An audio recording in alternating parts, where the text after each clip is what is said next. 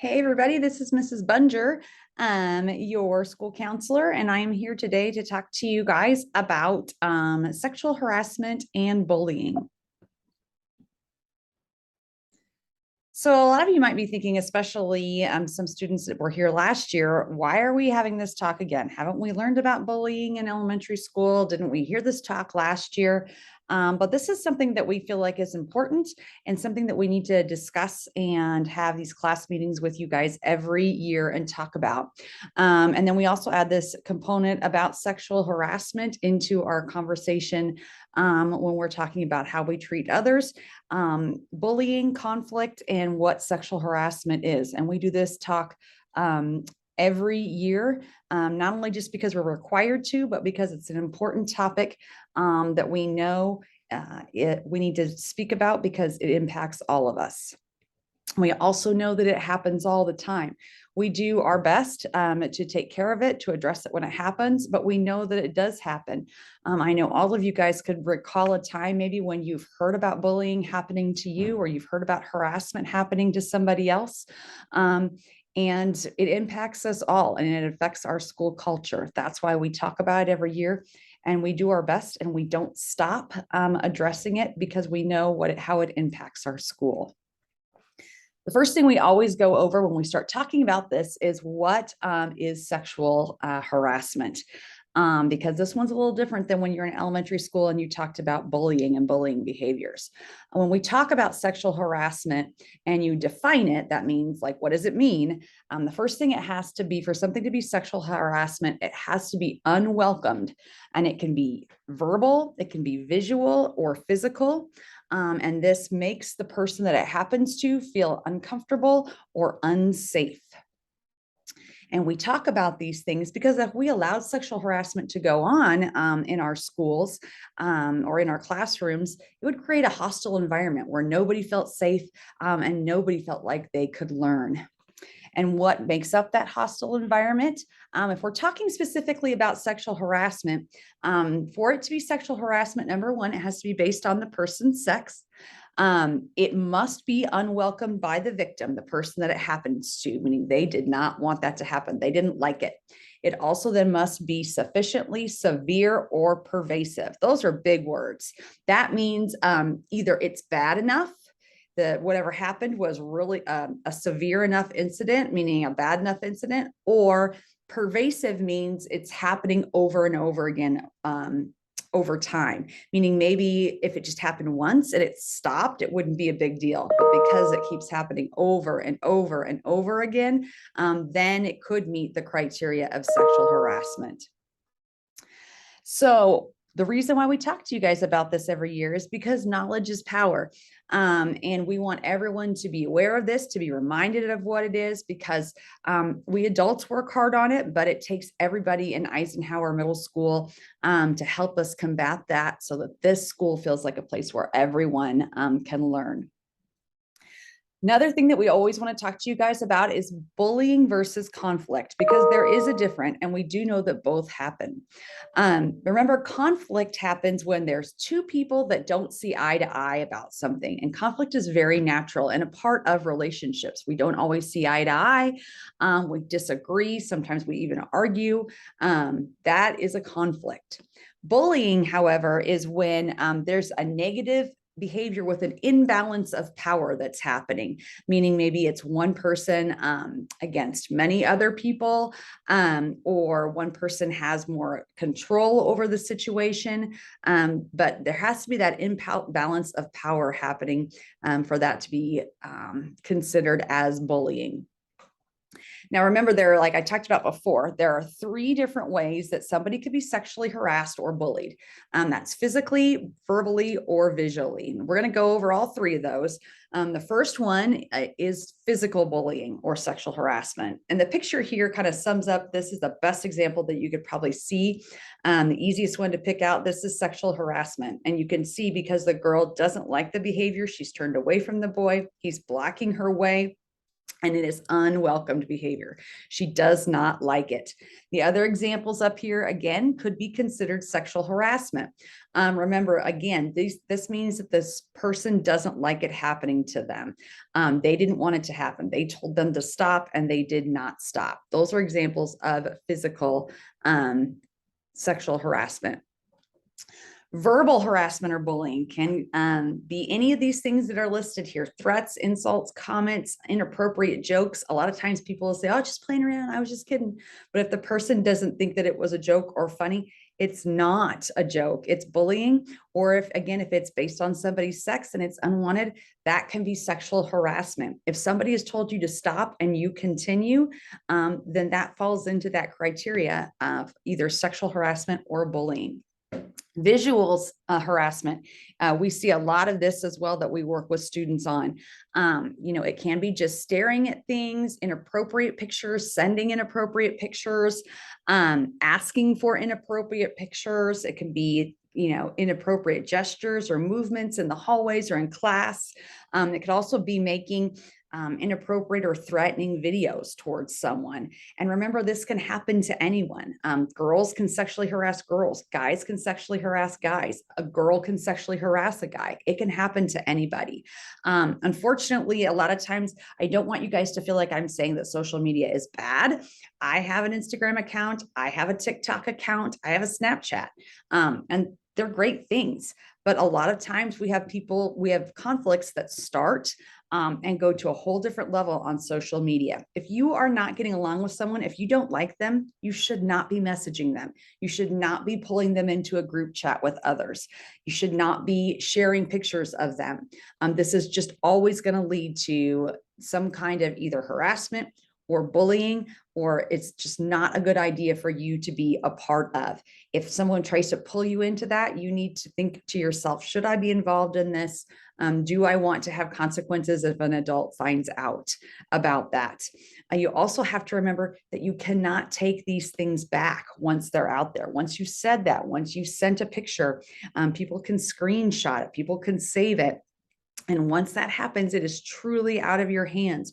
Remember, it doesn't matter what your intent was. If somebody didn't like it, and it's not okay, then that is what determines if something is sexual harassment. The other thing you have to realize is that at this age, for all of you, if you ask for an inappropriate picture, if you send an inappropriate picture, or if you screenshot somebody else's and share it, that's illegal. That's actually distribution of child pornography. So you have to think about those things.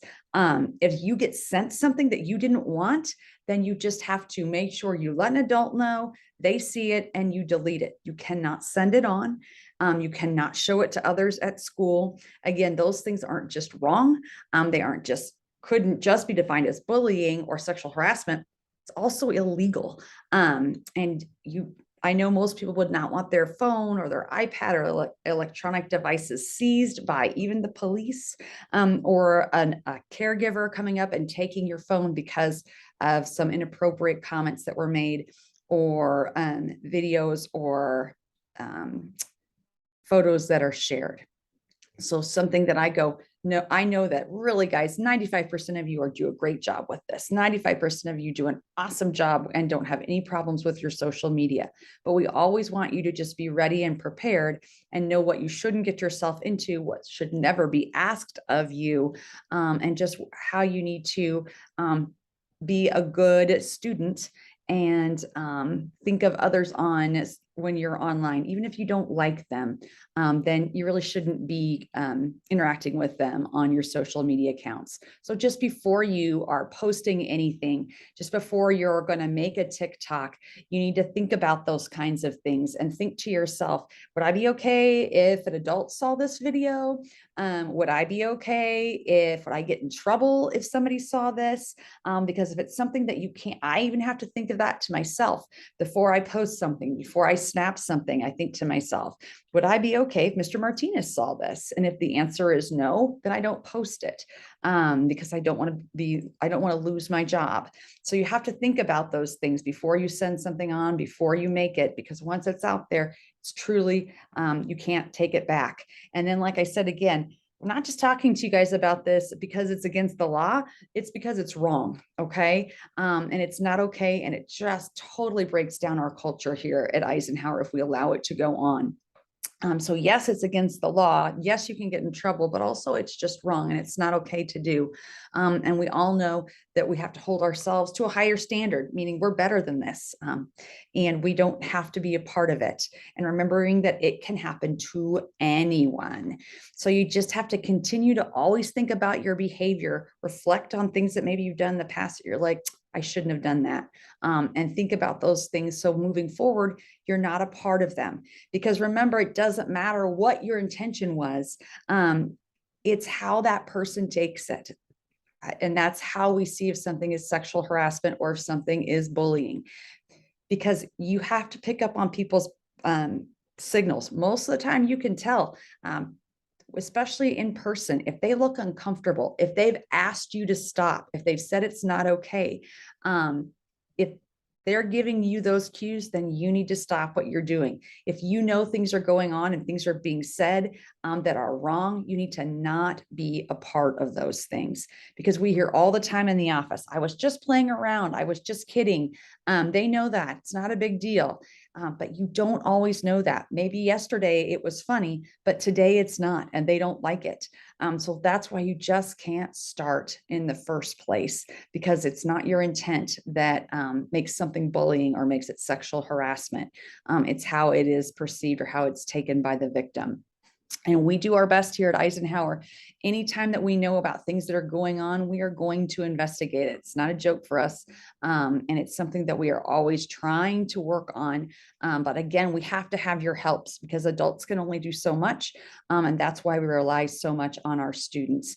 You can't be afraid to speak up. I know a lot of times we'll hear from students all the time about, I'm no snitch, I'm not going to snitch, I'm not going to tell. But what you have to know is that people report all the time. People let us know that things are happening all the time, and those steps are anonymous. We have many different ways for people to report, and truly every day students report to us, whether it's by email, whether it's by reaching out to us on our Canvas pages. All of those things are anonymous, and we don't use names. If people come down and talk to us, if they leave us a note in the library, they reach out to us on our Canvas page, we get tips every day about things that are going on. So don't let people fool you into saying nobody tells, no, that I'm no snitch, things like that. That's not how life works. If somebody says to you, don't be a snitch, it's because they've done something wrong and they know it. And so you have to remember that you're better than that. You're bigger than that. And if you see something, it's important that you find a way to let an adult know. We work, like I said, we work really hard to keep those things confidential here. Everybody does, the entire staff. And so we don't want you to be afraid to reach out and let us know when you see something going on, even if it's to somebody that you don't know, or even if it's someone that you're like, this person isn't my friend, but this is going on, and I think that it should stop, or it needs to be looked into. And just make sure that you aren't compromising, meaning you aren't going along with something that you know you shouldn't be a part of. Don't join in a situation if somebody's making fun of somebody else. You don't have to like everybody in this school, but we do have to respect each other enough to allow everyone to be here and feel like they can belong, and without being targeted, without being laughed at. You don't have to, you could, if you are that person that stand up and help a victim, or just go over and make an excuse to get them out of a situation, we encourage you to do that. But at a minimum, we ask you not to get involved and not to make things worse. And I know a lot of times we also will hear, especially with students that are new to us, that my last school didn't do anything. I didn't say anything because there's nothing that you can do. But we want you to know that every time that somebody reports something to us, we do take that seriously. We do look into that. We do keep those things confidential, and we won't stop until it stops. So if it continues to happen, we want to know about it, because we're going to address it until it stops, until that behavior stops. But for us to know about those things, we have great adults in our building that do their best to watch out and look for things, but we need students as well to stand up, not be a part of those kinds of behaviors, and to report them if they see them.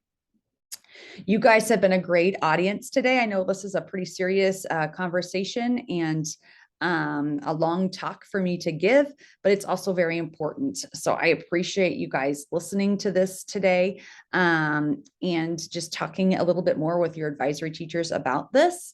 And thanks for listening and have a great day. Eagle Strong.